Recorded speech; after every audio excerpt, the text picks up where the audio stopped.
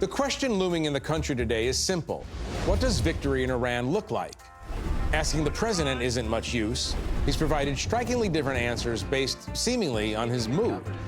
What is definitively true is that Iran remains in control of the Strait of Hormuz, and it is unclear how President Trump plans to open up this crucial choke point. Tonight, we'll ask another question as well. Is President Trump's war of choice becoming a war of necessity? Next. This is Washington Week with The Atlantic. Corporate funding provided by... In 1995, two friends set out to make wireless coverage accessible for all. Today, Consumer Cellular's mission still rings true. With 100% US-based customer support, no long-term contracts, and nationwide coverage. Our team has been committed to helping find wireless plans to fit our customers' needs for over 30 years. Consumer Cellular. Freedom calls. Certified financial planner professionals are proud to support Washington Week with The Atlantic. CFP professionals are committed to acting in their clients' best interest. More information at letsmakeaplan.org. Additional funding is provided by Koo and Patricia Ewan for the Ewan Foundation, committed to bridging cultural differences in our communities. Sandra and Carl DeLay Magnuson, Rose Herschel and Andy Shreves, Robert and Susan Rosenbaum, Jay and Sharon Rockefeller, Charles Hamawi through the Charles Hamawi Fund, Steve and Marilyn Kerman, Leonard and Norma Chlorfine, and by contributions to your PBS station from viewers like you. Thank you. Once again, from the David M. Rubenstein studio at WETA in Washington, Editor-in-Chief of The Atlantic and moderator, Jeffrey Goldberg. Good evening and welcome to Washington Week. There are at least two Iran wars taking place right now. There's the war being waged by the U.S. military and the Israelis. And in this war, Iranian targets are being methodically destroyed according to carefully designed plans. The other war is playing out inside the brain of Donald Trump. We don't know the goals of this war, the metrics of success, or even whether Trump is assimilating information the way his military commanders are. Trump has been notably inconsistent in telling us what he believes the purpose and the goals of this war are.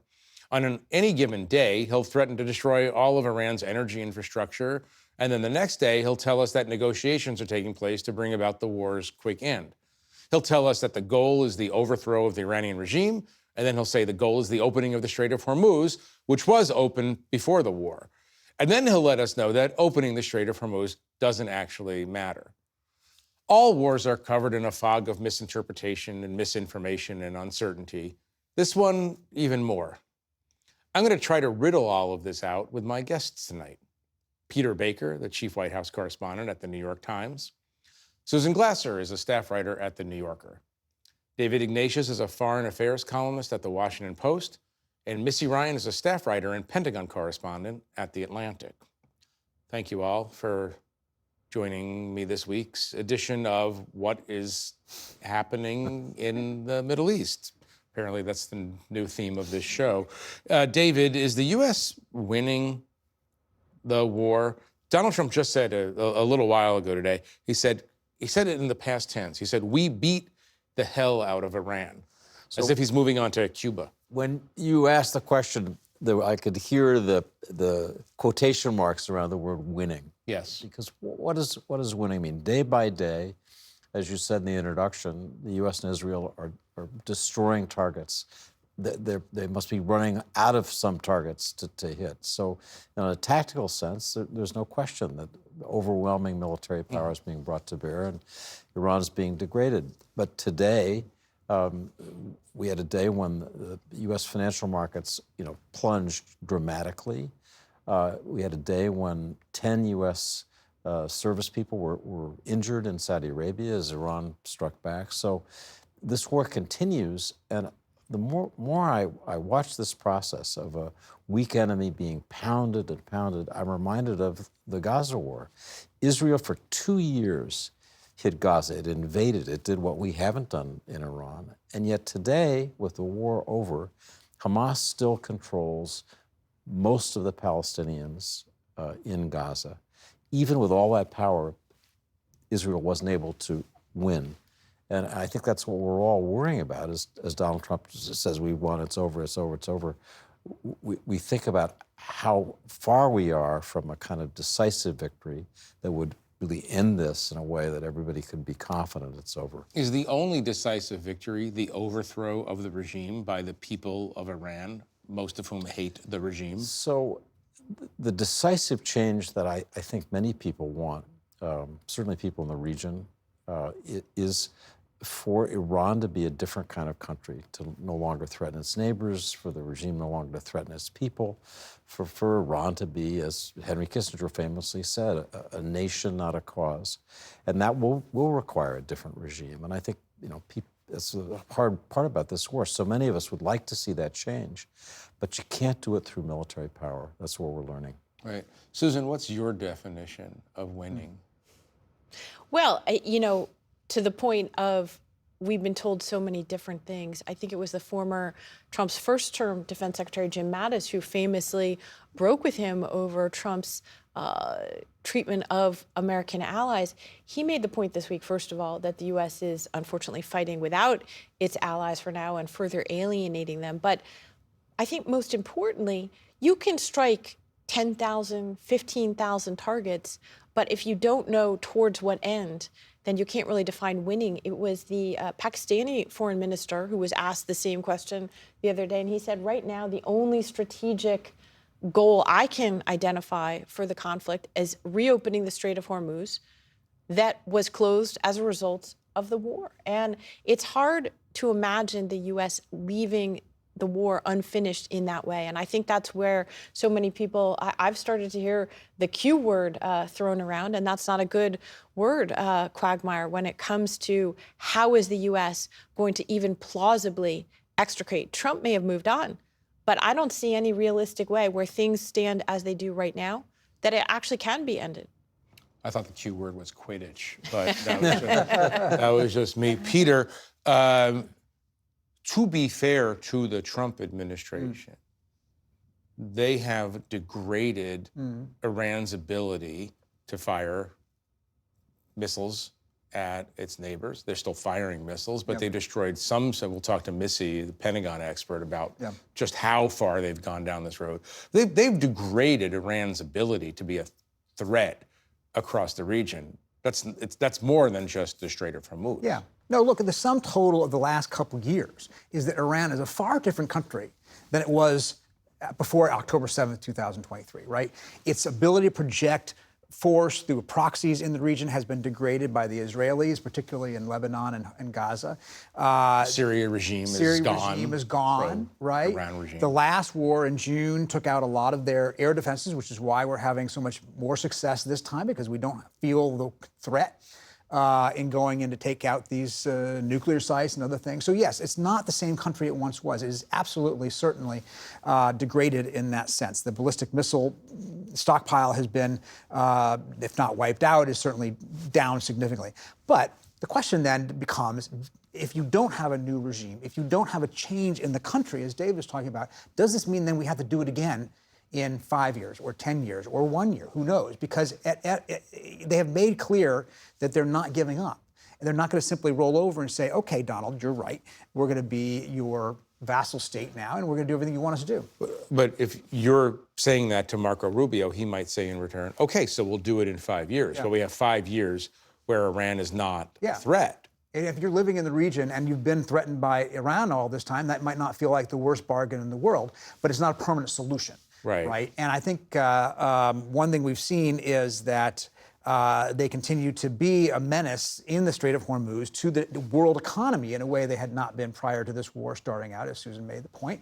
And in that sense, they have a vote on when this war ends, too. Right? Trump can say tomorrow, I'm done. I've gotten everything I wanted to do. But if the Strait of Hormuz is closed or still in their control in a long-term sense, then they've won something as well. Right.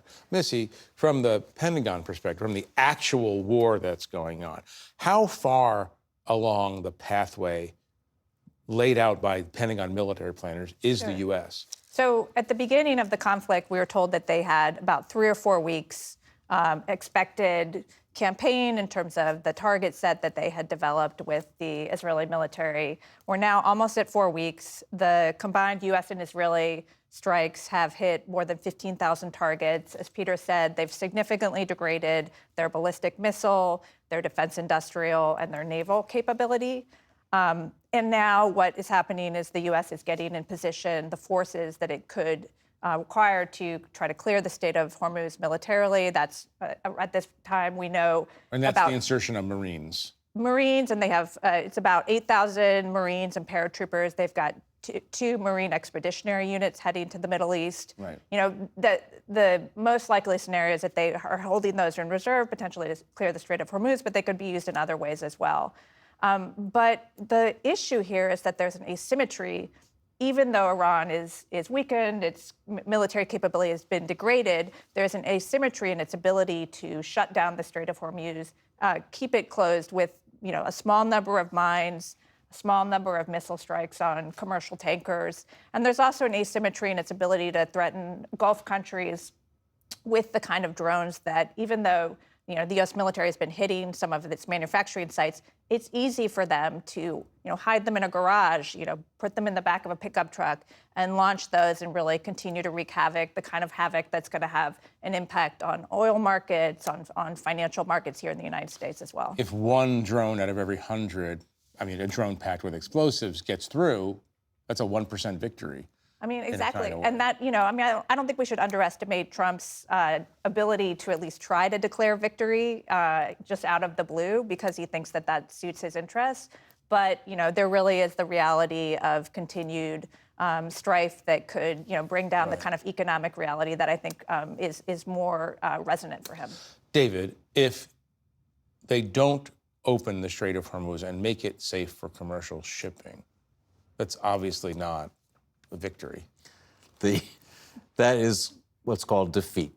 That is a failure to achieve the fundamental war aim that the president has or should have. Iran has taken the Strait of Hormuz hostage. And so when there's a hostage taking, you have a choice. You either try to free the hostage by force. Missy was talking about sending in Marines and other troops to seize territory, or you free the hostage by negotiation or some wily combination of the two. And I think that's basically the choice that Trump has. If he tries to walk away from this, having, you know, left global commerce, you know, in a very precarious situation, global markets really now being affected by the closure of the Strait, which walks away. We've achieved our goals. That's it. It's up to you, fellas. I think the world will just be irate, and I don't think he can get away. I heard today from an Arab who's been involved in, you know, parts of these discussions, an idea for some kind of international process that in effect oversees the Strait of Hormuz, that is like what the UN did in the negotiations that opened the Black Sea to commerce again in the Ukraine war. I mean, the Black Sea was a no-go zone. The UN negotiated a process. It got buy-in from everybody. And it's not inconceivable that something like that could be done for the Strait of Hormuz. Iran is demanding that it charge tolls. Well, that's not going to work. But it's conceivable that you could have some kind of international regime, that's a way out, that actually would get buy-in from just about everybody. How hard is it to open the Strait of Hormuz militarily? So I think, you know, landing troops who are going to be there as targets definitely is a terrible idea. It's the problem. I mean, I've been up there and seen it, as others around the table may have. It is really such a tiny area. It's so easy to mine. It's so easy. You know, you could float a tanker out at midnight, you know, with no transponders and sink it, and you block a big part of that passageway. Peter, David wrote this week, Trump is convincing as a risk taker, but not a suicidal one. He has an instinct for self-preservation amid the chaos he inflicts. Oil prices spiking, markets, NASDAQ in correction territory. Yeah. You covered this man for a long time. Is he just going to throw his hands up? Well, I think one thing that's been surprising is his willingness to absorb that pain for as long as he has, because he's a famously impatient man, right? But And one of the things we've seen also has affected his policies in the past have been pressure points on economics. When the bond markets reacted badly to some of his tariff decisions, he's been willing to reverse course or switch gears. And he hasn't yet so far on this. But I think his calculation is that once it's over, and it'll be over in 2 weeks, 3 weeks, however many weeks you want to say, it'll all be back to normal and everything will be fine. Or at least that's what he's telling himself, right? That gas prices will come back down, the markets will recover by the time the midterms come along. Whether that's lost or not for the Republicans, we can argue already, but it'll all be back to normal. People won't mind. But the problem is that if there's a big disparity between saying we've won, which is what he says, we've won already, past tense, we've won, and sending 8,000, 10,000, 20,000 troops to the ground. And even if it's a fake out, even if it's a strategic ambiguity in order to leverage negotiations, what he's at least putting on the table is a much more extended and extensive involvement on a long-term basis in the region, which is exactly what Americans thought they were voting against when they voted for him. Right. Whatever he does, he's not going to be doing it with many European allies. The Europeans, of course, as well as Asian countries, more dependent on the oil and gas that flows through. Susan, you wrote this week, America's friends in Europe ought to take note of what the president said at 6:16 a.m. on Thursday when he started his day by denouncing not only the Ayatollahs of the Islamic Republic, but the nations of NATO that have so far refused to join the U.S. in its war on Iran. This is in all caps. The USA needs nothing from NATO, but never forget this very important point in time. I'm not even 100% sure I understand what he means by never forget this important point in time. But he's trolling NATO precisely when he could use some help. It seems like he has more anger at U.S. allies sometimes than he has the anti-American Ayatollahs who run Iran. For sure, or for example, the leaders of Russia, who have now become beneficiaries of this war. And in fact, in many ways, Vladimir Putin is getting, I think it was a $38 billion windfall, and that's even if the war stops in April, which there's no guarantee that it will, because we've allowed lifted temporarily sanctions on some of its oil in order to ease the pressure in the markets created by Trump's war. Donald Trump, there's a through line here, you know it well. He has consistently denigrated America's allies and its alliances, going back to the very beginning of his time in politics. And, my theory of the case is, pay attention to what Donald Trump is fulminating about late at night and early in the morning. That is as close as the world has ever come to a direct pipeline into the id of an American president. And Donald Trump has it out for NATO. He has it out for America's European allies. He continued after that posting to complain about it in a cabinet meeting in increasingly strident terms again on Friday. We'll see if he follows through. But I think what you are seeing over the last 6 months, especially after Donald Trump's threat to hold out the possibility of using military force against our NATO ally Denmark to seize its territory in Greenland, that was a real breaking point for many of America's partners. It's remarkable that our partners, both in Europe and Asia, by the way, who were also asked, Japan, South Korea, to participate in this conflict to help open the strait, they all said a very loud, no, this is your war, Donald. And I think David's point about, if we can continue in a sort of limbo here in the Strait of Hormuz, Donald Trump declares victory, walks away, and it's still not safe for those tankers to go through. The resentment, which was already building up, is going to be enormous. And I think it's very hard to see a scenario here where this doesn't represent a big blow to American international power and standing in many ways. No, if the strait is not open, the U.S. will look like the thing that Donald Trump professes to hate more than anything, a loser. Yeah.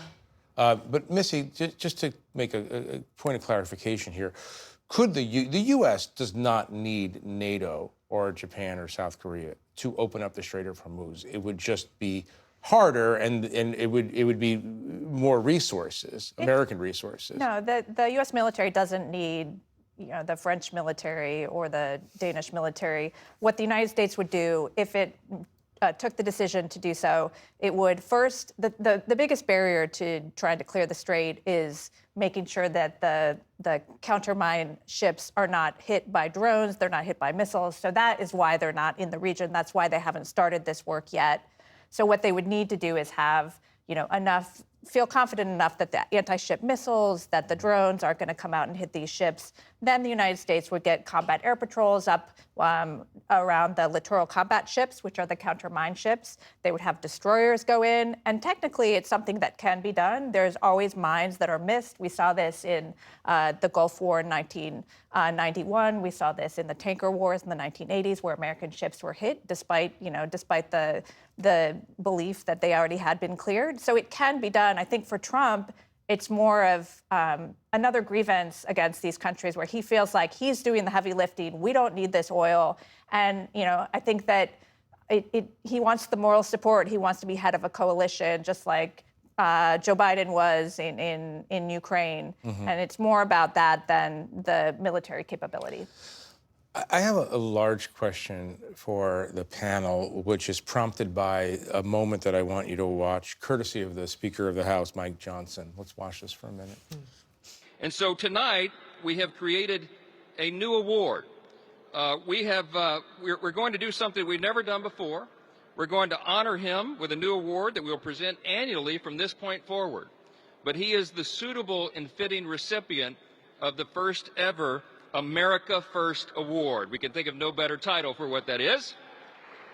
That's this beautiful golden statue here, appropriate for the new golden era in America. Peter, I'll ask this of everyone.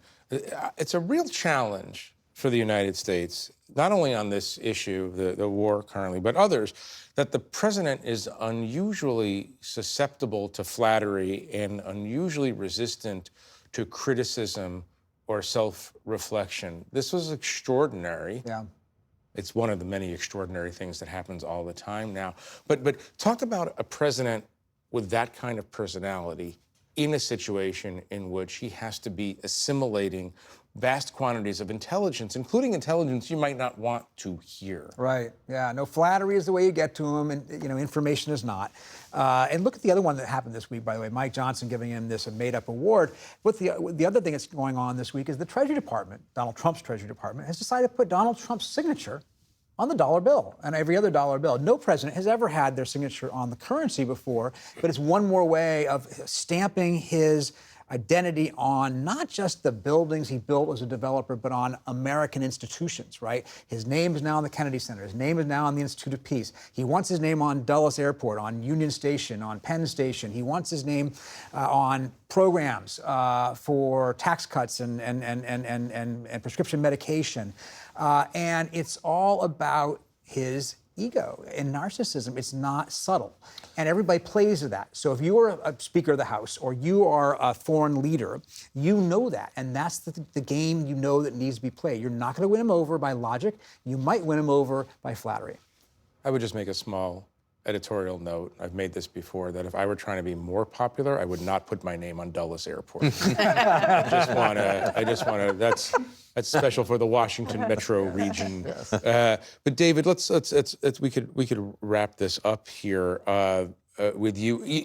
You spent a career covering Middle East dictators, leaders, men with massive egos who had difficulty assessing reality around them. We are now in the most serious war of Donald Trump's presidency. Talk about his personality and his psychological and emotional needs in the context of how the decisions are going to be made. So if you want to understand how Trump sailed through intelligence warnings, what appear to have been warnings from the chairman of the Joint Chiefs of Staff, General Kane, into this war, just watch one of the cabinet meetings or the clip that you just showed with Speaker Mike Johnson. I mean, the degree of flattery, the inability, it seems, for people just to level with him and say, Mr. President, don't. Mr. President, stop. He is not a person who's able to hear that. I'm reminded of Vladimir Putin. Sorry to say it, in February 2022 who sailed into Ukraine thinking it would be over in a week. That it was going to be an easy kind of march to Kyiv, and is still stuck 4 years later in a war he can't get out of. And it happens when people are flattered and they don't listen to the evidence. We'll talk about Ozymandias next week on this show. I'm sorry that we're going to have to leave it there, but I want to thank our guests for joining me. I want to thank you at home for watching us. For more on Iran's use of asymmetrical warfare, please read Missy Ryan and Nancy Youssef's latest article at theatlantic.com. I'm Jeffrey Goldberg. Good night from Washington. Corporate funding for Washington Week with The Atlantic is provided by Consumer Cellular. Certified financial planner professionals are proud to support Washington Week with The Atlantic. CFP professionals are committed to acting in their clients' best interest. More information at letsmakeaplan.org. Additional funding is provided by Ku and Patricia Ewan for the Ewan Foundation, committed to bridging cultural differences in our communities. Sandra and Carl DeLay Magnuson, Rose Herschel and Andy Shreves, Robert and Susan Rosenbaum, Jay and Sharon Rockefeller, Charles Hamawi through the Charles Hamawi Fund, Steve and Marilyn Kerman, Leonard and Norma Chlorfine, and by contributions to your PBS station from viewers like you. Thank you.